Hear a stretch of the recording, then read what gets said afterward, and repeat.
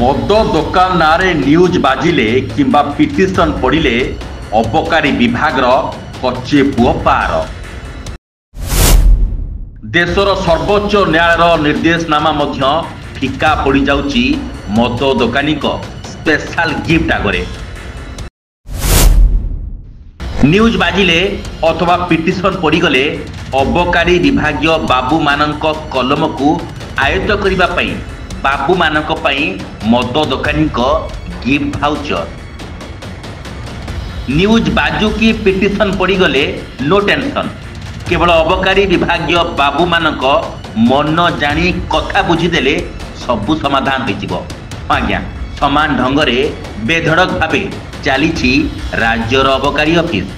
राज्य राजधानी गजपति नगर भली गोटे संवेदनशील जगह एवं केंद्र सरकार सैनिक स्कूल भली एक मुख्य स्कूल मात्र 50 मीटर परिधि भितर जो ममता मंगराजकर मद दोकान। देशर सर्वोच्च न्यायालय निर्देशनामा को फू करी बेधड़क भावे दिन 2 प्रहरे मद बिकुछि एवं भुवनेश्वर अबकारी विभाग चुपचाप यही सबू नाटक देखी चुप ही रोची। सेठारे आउ कौन करा दुर्नीति लाइव न्यूज बाजिला पर भी यदि अबकारी विभाग कुंभीर निद्रारे शोई रोची एवं उठिबार ना ही धरुनी, सेठारे मद दोकानी मानकर दौरात्म्य बढ़िबनी तो आउ कौन हेब। भुवनेश्वर सैनिक स्कूल भली केंद्र सरकार एक उच्च पद्धतिर स्कूल रही जो उच्च मानर पाठपढ़ा पद्धति सहित आर्मी प्रशिक्षण पाई पिला मानकु प्रस्तुत करा जाए।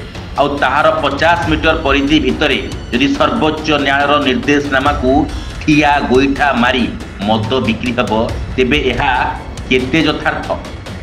देशर सर्वोच्च न्यायालय एवं अबकारी विभाग गाइडलाइन अनुसार शिक्षा अनुष्ठान स्कूल कॉलेज मंदिर एवं लेबर कॉलोनी ठारू अति कम रे 500 मीटर दूरतार मद दोकान पाई लाइसेंस मिलवा कथा नुहे। किंतु भुवनेश्वर गोटे मुख्य जगह जो सैनिक स्कूल अच्छी अपोलो हॉस्पिटल रही मद दोकान 100 मीटर दूरतार जो हजार हजार लेबर रहुचंती से जगार क्यों आधार ममता मंगराज को मद दोकान पे अनुमति मिला ताहा तदंत सापेक्ष। ए बाबद बारंबार अभियोग करिले मध्य भुवनेश्वर काढ़ुआ अबकारी विभाग बाबू माने चुप रही केवल तामसा ही देखुचंती। तेबे भुवनेश्वर अबकारी विभाग बाबू एवं ममता मंगराज को मद दोकान सैनिक स्कूल रे पढ़ुवा पिला मानक भविष्यत सह सीधा सड़क भावे खेलुवा नहीं सर्वसाधारण रे चर्चा भी जोर करिछि।